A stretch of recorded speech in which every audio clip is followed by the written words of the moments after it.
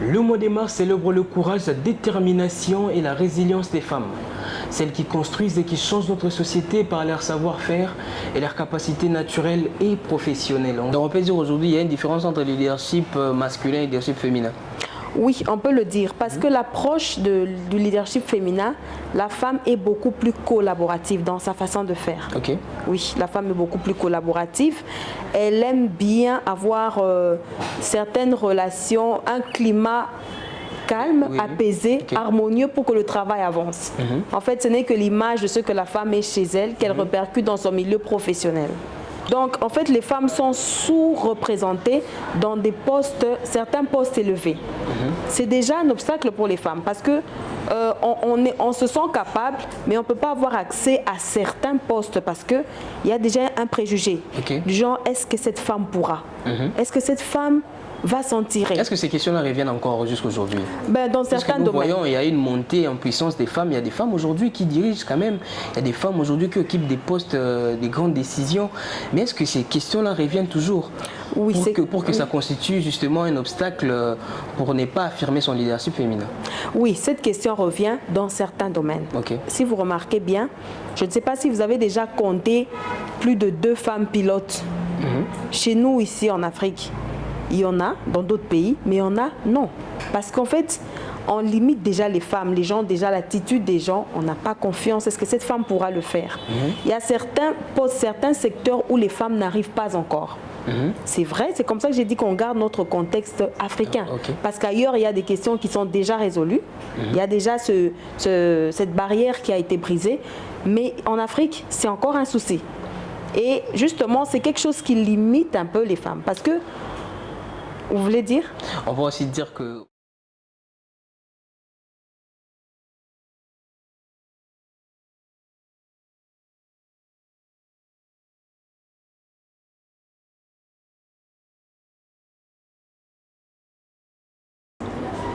Le mois de mars célèbre le courage, la détermination et la résilience des femmes. Celles qui construisent et qui changent notre société par leur savoir-faire et leurs capacités naturelles et professionnelles. En ce mois des femmes, les descriptifs vous présentera des femmes qui, par leur talent et leurs dons naturels, arrivent à devenir des piliers des transformations et des changements. Je reçois aujourd'hui pour vous, mesdames et messieurs, Madame Nadine Mavungu, qui est coach international et femme entrepreneur, avec qui nous allons discuter autour du leadership féminin, comment développer son mindset.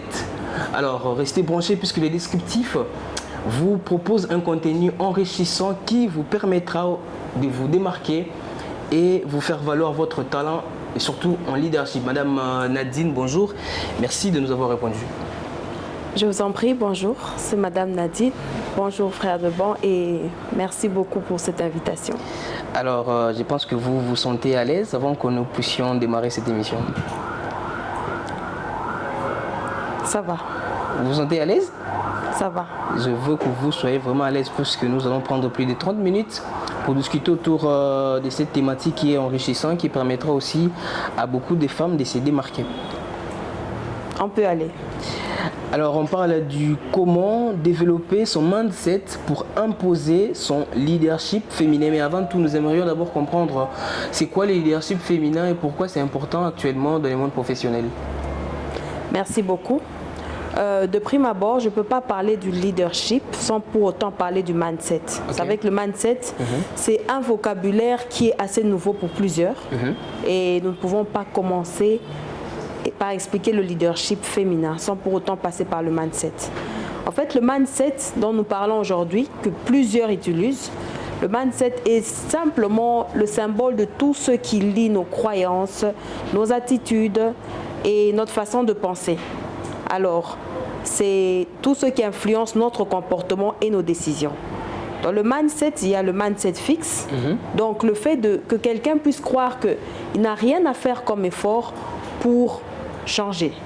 Mais il y a également le mindset de croissance. Je pense que dans notre contexte, il s'agit du mindset de croissance. Croire que l'on peut se développer avec ses compétences, son intelligence, grâce à l'effort. Grâce à l'effort. Alors, le leadership féminin, simplement parlant, c'est une approche managériale moderne et généralement caractérisée par l'intelligence émotionnelle. Quand je parle d'intelligence émotionnelle, je vois l'écoute active, l'empathie, la gestion des relations humaines. Également la collaboration. Donc, dans le leadership féminin, on a cette sorte de collaboration. Quand une femme est au centre d'une décision de direction, il y a plus le pouvoir avec, plutôt que le pouvoir sur. Vous voyez, sans pour autant chercher trop de polémique, mais quand un homme est leader, généralement l'homme domine, parce que c'est lui le chef, il impose. Mais la femme, elle exerce un leadership avec, donc en collaboration. Donc on peut dire aujourd'hui il y a une différence entre le leadership masculin et le leadership féminin. Oui, on peut le dire, parce que l'approche du leadership féminin, la femme est beaucoup plus collaborative dans sa façon de faire. Okay. Oui, la femme est beaucoup plus collaborative. Elle aime bien avoir certaines relations, un climat calme, apaisé, harmonieux pour que le travail avance. En fait, ce n'est que l'image de ce que la femme est chez elle qu'elle répercute dans son milieu professionnel. Très important. Alors, y a-t-il des obstacles qui freinent les femmes aujourd'hui pour qu'ils arrivent à imposer leur leadership féminin? Quels sont les obstacles qu'on repère très souvent lorsque les femmes sont dans des postes, dans des postes décisionnels, au fait? Oui, bon, généralement, si je peux parler, d'abord contextualiser ça parce qu'on est en Afrique. Oui. On doit rester dans notre contexte. Généralement, les femmes souffrent d'un certain préjugé sur leur capacité à diriger. Donc, il y a ce qu'on appelle le plafond de verre. Donc, en fait, les femmes sont sous-représentées dans des postes, certains postes élevés. C'est déjà un obstacle pour les femmes parce que on se sent capable, mais on ne peut pas avoir accès à certains postes parce qu'il y a déjà un préjugé. Du genre, est-ce que cette femme pourra? Est-ce que cette femme va s'en tirer? Est-ce que ces questions-là reviennent encore jusqu'aujourd'hui? Dans certains domaines. Nous voyons, il y a une montée en puissance des femmes. Il y a des femmes aujourd'hui qui dirigent quand même. Il y a des femmes aujourd'hui qui occupent des postes, des grandes décisions. Mais est-ce que ces questions-là reviennent toujours? Oui, pour que ça constitue justement un obstacle pour ne pas affirmer son leadership féminin? Oui, cette question revient dans certains domaines. Si vous remarquez bien, je ne sais pas si vous avez déjà compté plus de 2 femmes pilotes. Chez nous, ici en Afrique, il y en a dans d'autres pays, mais il y en a non.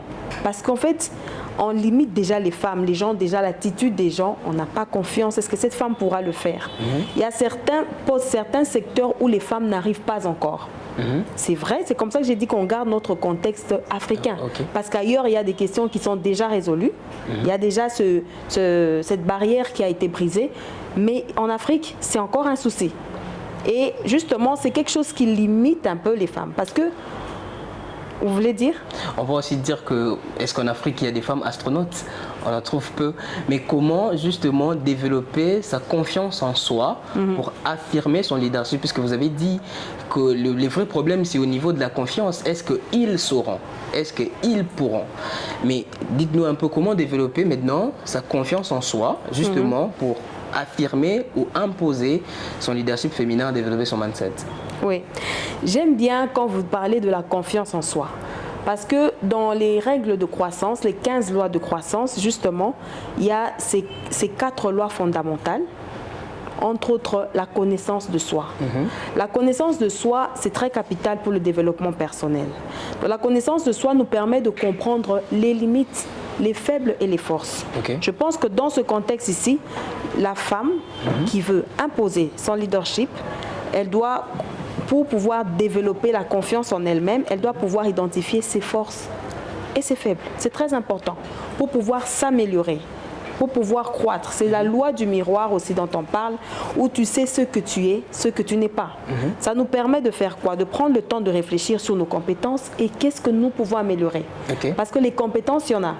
Mais comment nous pouvons les améliorer? On doit d'abord avoir connaissance de ce que je fais bien, ce que je fais mal, et pouvoir amender. Est-ce que la connaissance de soi, comme vous avez dit, suffit-elle pour justement être affirmé comme un vrai leader? Quelles sont les compétences d'autres, les compétences clés, comme on dit, des soft skills qui doivent être mises en lumière justement pour être justement un vrai leader, pour s'affirmer dans la prise des décisions justement? Oui, bon, enfin, pour revenir d'abord au premier élément que vous avez dit, fixer des objectifs clairs, c'est aussi important. Parce que lorsqu'on a des objectifs clairs, mesurables, atteignables, c'est important. Ça, c'est justement dans le sens de pouvoir développer cette confiance. Okay. Parce que quand on n'a pas d'objectif clair, on est vague. Mais la confiance, elle doit se parfaire dans les objectifs clairs, ce qu'on appelle le SMART. Okay. Donc des objectifs bien stratégiques, des objectifs temporels, mesurables, atteignables. C'est très important. Ça fait partie des grands éléments phares que la femme qui voudrait imposer son leadership doit avoir, doit connaître. Très important, il doit justement mettre des objectifs clairs. Oui. Comme je l'ai dit, est-ce que les objectifs clairs suffisent?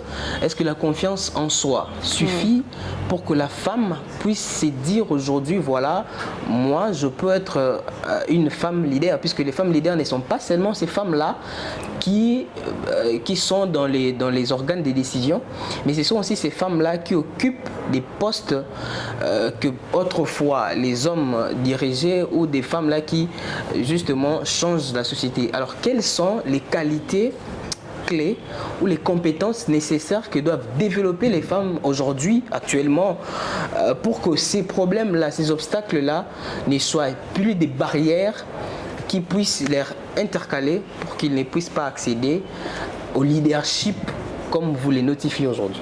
Oui, merci beaucoup. En fait, je commencerai par les qualités et les compétences, naturellement. Donc, il y a une différence entre les qualités et les compétences. Exactement. C'est quoi la différence? Avant en fait, que nous entrions là-bas. Oui. La qualité, c'est cette valeur que je pourrais avoir pour me permettre de donner quelque chose de bon par rapport à ce que je poursuis dans le cadre du leadership féminin. Mais la compétence, c'est ce que j'ai. Il y a ce que je suis et ce que j'ai. Ok. Voilà. Très important. Dans la confiance, dans les qualités requises, il y a la confiance en soi. On revient sur ça parce que, en fait, quand tu as confiance en toi, ça te permet de prendre des décisions audacieuses. Et puis de pouvoir t'affirmer dans les milieux compétitifs. Pour une femme qui a le leadership. Et puis il y a aussi l'empathie. L'empathie, c'est très important parce qu'on comprend les émotions des autres. Les perspectives des autres favorisent un environnement de travail collaboratif et respectueux. Donc ça, ce sont les choses que la femme sur lesquelles elle doit travailler. La résilience également. Dans la résilience, la femme qui veut imposer son leadership, elle ne devrait pas voir les obstacles comme des échecs, les échecs comme des obstacles, mais elle doit les voir comme des opportunités de s'améliorer, des opportunités de se parfaire. Et dans les compétences, naturellement, il y a la communication efficace. Quoi, la communication efficace? On doit savoir transmettre les idées qu'on a. La femme doit transmettre les idées qu'on a clairement et écouter les autres. Parce que la clé d'un leader, c'est dans l'écoute. Un leader n'est pas quelqu'un qui parle sans pour autant entendre le retour.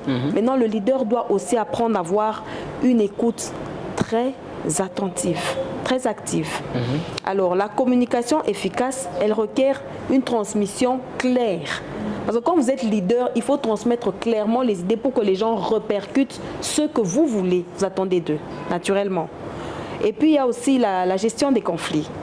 La gestion des conflits, c'est quand on travaille sur la capacité à résoudre les conflits, ça nous aide aussi à maintenir un bon environnement. C'est ce que j'apprécie dans le leadership féminin. Parce que les femmes ont ce tact-là pour travailler sur la résolution des conflits. Les femmes aiment travailler na kimia, comme on dit. Donc, dans la paix, dans l'harmonie. Et il y a aussi la prise de décision. Être capable d'analyser les informations et de prendre des décisions éclairées rapidement.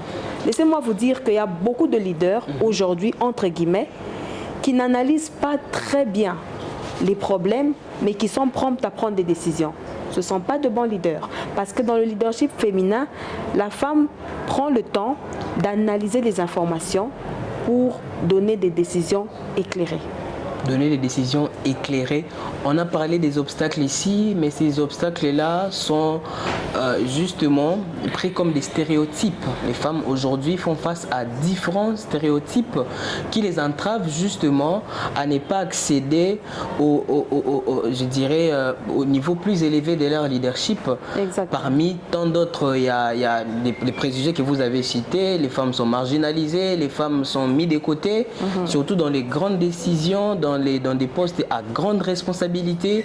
Mais dites-moi, comment faire justement pour faire face à ces stéréotypes et imposer son leadership, puisqu'on parle de l'imposition de son leadership. Ici, les femmes veulent prendre la place, ici les femmes veulent accéder à un autre niveau, mais comment faire face aux différents stéréotypes qui sont de plus en plus récurrents dans des milieux décisionnels? Je dirais qu'il faut une approche stratégique et consciente, c'est-à-dire avoir des formations sur la diversité et l'inclusion. La diversité et inclusion, qu'est-ce que j'entends? Améliorer la performance globale en diversifiant les perspectives. La femme doit être suffisamment informée. Oui, parce qu'on ne donne que ce qu'on a. On doit être informé sur ce qui se passe en interne et autour de soi pour pouvoir casser, faire face à ces stéréotypes, comme on l'a dit, et puis les préjugés dont on a parlé. Et puis il y a aussi l'engagement des équipes. Favoriser un climat de travail inclusif et participatif. Ça, c'est comme, pour moi, c'est comme un conseil que je donnerais aux femmes. Parce que souvent, on ne peut pas s'imposer dans ce qu'on ne maîtrise pas. On ne peut pas s'imposer dans ce qu'on ignore. Mieux tu connais, mieux tu as la maîtrise, mieux tu t'imposes. Voilà pourquoi nous parlons d'une formation. Mais la formation ne peut pas être vague, elle doit être orientée, elle doit être inclusive. Et puis, elle doit être aussi diversifiée. Et puis, il est impératif aussi d'avoir des histoires des femmes leaders, par exemple, pour inspirer et montrer des exemples très positifs. Parce qu'il y a des choses qui sont aujourd'hui un obstacle, mais il y a des femmes leaders qui sont passées par là, qui ont réussi leur parcours. Il est important de veiller, de mettre en relief les modèles des femmes leaders qui ont réussi pour que ça nous serve aussi de repère. C'est très important. Voilà, comment faire maintenant pour créer ces réseaux-là? Vous avez dit faudrait qu'il y ait cette liaison entre les femmes qui ont réussi, entre les femmes qui font déjà des choses, qui arrivent à bâtir les empires de leur côté. Mais comment faire pour créer un réseau solide, un réseau des mentorats qui peuvent aider aussi d'autres femmes à développer justement leur leadership? Comment créer un réseau solide? Et c'est très important ce que vous demandez. Parce qu'il y a d'autres femmes aujourd'hui, ça se voit, il y a d'autres femmes qui se disent, voilà, je reste à mon côté, je ne peux pas vous aider, ou je ne suis pas très ouverte pour partager mes connaissances, pour collaborer. Il y a d'autres femmes qui taxent même beaucoup des prix pour arriver à partager leurs connaissances et tout ça, pour aider d'autres femmes à accéder à leur niveau. Ou il y a aussi d'autres femmes qui ne sont pas très accessibles. Voilà, je vais atteindre une DGA, une chef d'entreprise, mais je ne sais pas par où passer. Mais que faire maintenant pour se lier à ces gens, des femmes, en fait, pour créer un réseau très solide? Vous aimeriez savoir ce qu'on peut faire pour créer d'abord un mentorat, oui. Un réseau, puis créer du mentorat, justement pour développer le leadership féminin. J'ai été trop large, hein? Oui, c'est ça. C'est ça. Waouh. Bon, ce que je peux dire de prime abord, c'est identifier d'abord des leaders dans le domaine qui nous inspirent. Okay. C'est très important. Mais prenons par exemple, nous sommes dans l'entrepreneuriat, les femmes entrepreneurs ne sont pas trop faciles. Voilà, trop faciles à prendre, elles ne sont pas trop accessibles. Ils sont tantôt dans le voyage, tantôt dans les activités parallèles et tout ça, c'est très difficile. Mais que faire au fait de manière pratique pour atteindre ces gens de femmes? Les entrepreneurs privés comme les entrepreneurs publics. Si nous sommes dans un milieu public, pour atteindre une chef d'entreprise, c'est très difficile. Aujourd'hui, il y a des femmes chefs d'entreprise, des DGA par exemple d'une société telle ou telle autre, mais qui sont très difficiles à avoir au fait. Et surtout en termes d'accompagnement, tout ça dans les mentorats. avec les charges et tout ce qui va avec, qu'est faire comment pour accéder à eux. Bon, c'est vrai que d'emblée, quand on approche des leaders, surtout des personnes entre guillemets déjà célèbres, en expliquant pourquoi on veut venir vers elles, c'est pas évident de les avoir comme vous dites, mais je pense qu'il y a aussi le fait de participer à des événements professionnels comme par exemple des conférences, des ateliers, parce que généralement ce sont des personnes qui savent qu'ils ont quelque chose à donner. Et le fait de savoir qu'ils ont quelque chose à donner, généralement ils organisent des conférences, certaines choses, il faudrait participer à ces genres d'activités. Ce genre d'activité, c'est pour vous permettre de construire un réseau, d'être dans les sillages, dans l'environ, dans les environs de ces gens. Parce que vous ne pouvez pas vouloir avoir tel comme mentor, mais vous êtes loin. Vous devez vous rapprocher, essayer de voir quel est son planning, quelles sont les activités qu'il peut régulièrement organiser. Essayez de vous approcher là et essayer d'apprendre de plus près. Parce qu'il y a des personnes, même s'ils n'ont pas une proximité, mais le fait de parler déjà dans différents ateliers, conférences, quelque part, vous pouvez identifier votre besoin, votre objectif, ce que vous voulez poursuivre. Mais il faudrait d'abord, de prime abord, identifier vos objectifs. Parce que vous ne pouvez pas vous approcher de quelqu'un, vous n'avez personnellement pas d'objectif. Quand il va vous demander, mais votre mentorat, ça se base sur quoi? Vous ne savez plus. Vous devez d'abord identifier vos objectifs. Qu'est-ce que moi j'aimerais atteindre? J'aimerais me connecter à tel mentor, mais c'est pourquoi? Pour qu'il me donne quoi exactement? Et de là, créer un réseau.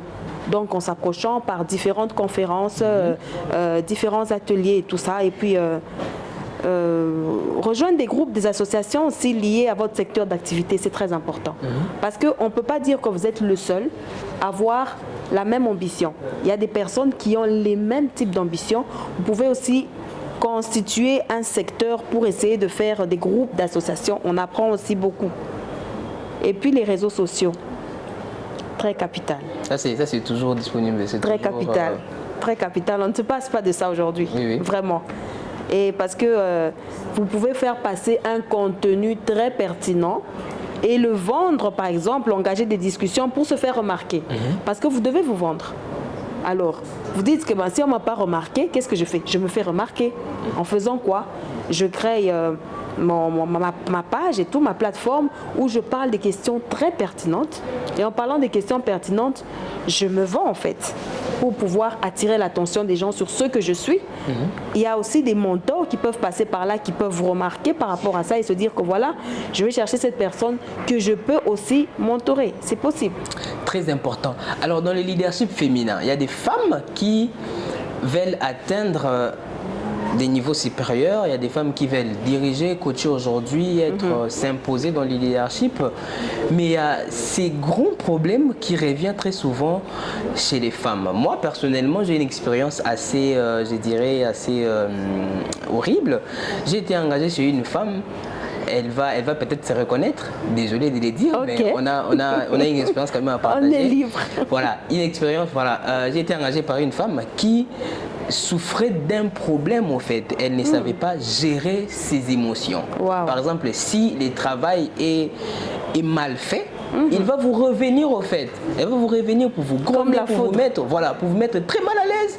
Et elle arrivera même à vous stresser justement pour que vous puissiez lui donner un travail qu'elle a au fait demandé au fait. Vous voyez un peu. Alors comment gérer son intelligence émotionnelle justement pour développer son leadership, puisque ça ne suffit pas être leader, mais comment gérer tout ça, les stress, les crises,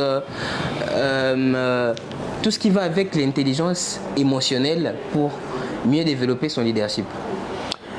J'aimerais vous dire de prime abord que ou on peut dire quels sont les avantages au fait d'avoir une intelligence émotionnelle bien assise.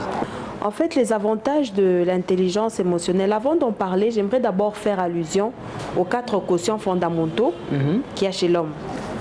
Nous connaissons le quotient intellectuel, il y a le quotient émotionnel, comme on dit, il y a le quotient spirituel et le quotient financier. Ce sont les 4 principaux quotients chez l'homme. C'est vrai qu'il y a d'autres quotients que d'autres coachs citent dans différents ouvrages, mais ce sont les fondamentaux. Alors, pour un leader, Le quotient qu'on requiert le plus, c'est le quotient émotionnel. Quand on parle de quotient émotionnel, on voit aussi une intelligence émotionnelle. Parce que le leader peut être très intelligent, la leader, parce qu'on parle de la femme, elle peut être très intelligente, mais quand elle a échoué dans son quotient émotionnel, dans son intelligence émotionnelle, elle va faillir à son rôle de leader.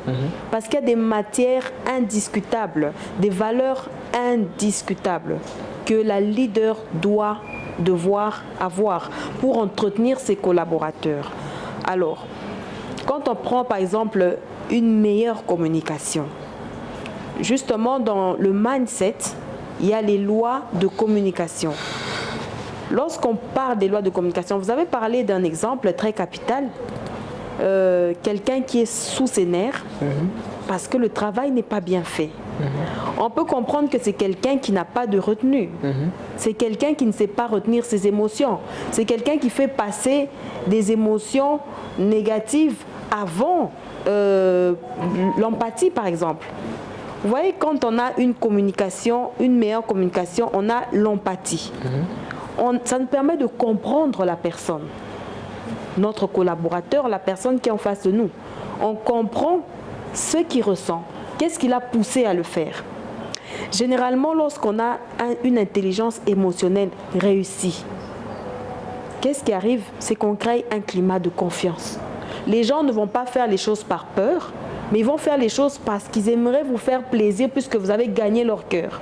Je pense que les leaders doivent beaucoup plus travailler l'intelligence émotionnelle. On devrait aussi avoir la clarté, c'est important. Parce que le leader qui est émotionnellement intelligent peut exprimer des idées de manière claire. Quand vous êtes clair, vous leader, mais c'est sûr que le répondant sera aussi clair. Mais quand le leader est imprécis, il n'est pas clair, on ne sait pas très bien comprendre ce qu'il veut, conséquence, le résultat sera aussi flou. Parce que les gens vous répondent ce que vous leur donnez. Quand vous êtes flou, on vous ramène des résultats flous. Et il y a aussi le fait de favoriser des relations solides et durables. Essentiel pour le travail et la collaboration. Les relations solides et durables, c'est par des petits échanges, par des petites questions. Alors, les gens se sentent un peu comme un milieu familier, se sentent pas purement étrangers. Qu'on ne soit pas trop agressif, mais qu'on soit beaucoup plus prêt à écouter, à comprendre, à trouver la solution ensemble. Et je pense que ça, c'est quelque chose qui est très remarquable dans le leadership féminin. L'intelligence émotionnelle. Parce que les femmes, la femme telle que Dieu l'a créée, laissez-moi parler un peu de la femme, vraiment parce que c'est quand même notre moi là. Oui. Voilà. Donc la femme, elle a déjà du cœur, elle est maternelle, elle a une chaleur, elle a du cœur pour les autres. Donc une femme peut se priver pour trouver la solution pour les autres. Alors quand c'est une femme qui est en direction décisionnelle d'une entreprise, et qu'elle se dévoue à travailler l'intelligence émotionnelle qui fait partie du développement personnel dans le mindset, et bien cette femme devient une solution pour l'épanouissement de son entreprise parce que son leadership va favoriser la meilleure intégration de ses collaborateurs et puis le meilleur, chacun voudra donner le meilleur de lui-même. Donc les femmes leaders doivent faire preuve d'empathie, écoute active, une bonne communication claire et précise pour avoir un bon répondant. Et aujourd'hui, nous avons des femmes qui ont des entreprises, elles ont des structures, elles ont les moyens, mais elles n'ont pas travaillé sur elles-mêmes. Et le fait de ne pas travailler sur elles-mêmes, leur leadership se change en un obstacle contre elles-mêmes, contre leur société, contre leurs attentes. Alors, j'interpelle les femmes, travaillons sur nous-mêmes. Nous avons beaucoup de potentiel, beaucoup de valeur, mais en tant que leader, je nous interpelle à travailler beaucoup plus sur notre intelligence émotionnelle, notre capacité d'écouter, de comprendre, de compatir et d'avoir ce dévouement à partager avec ses collaborateurs pour des meilleurs résultats. travailler avec ses collaborateurs pour des meilleurs résultats. Tels sont les derniers mots de notre invité d'aujourd'hui.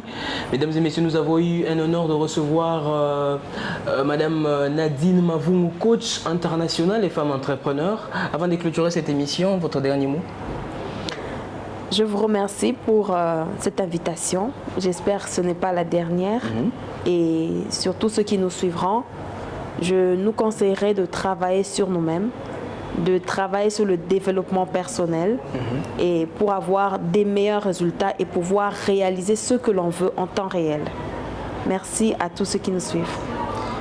Très, très, très important. Mesdames et messieurs, nous sommes arrivés à la fin de cette émission. Les descriptifs au féminin, les descriptifs du mois de mars, les descriptifs tout près des femmes. C'était pour nous un honneur de discuter autour du développement de son mindset pour affirmer son leadership féminin. Nous sommes arrivés à la fin. Restez branchés pour la suite du programme. Merci.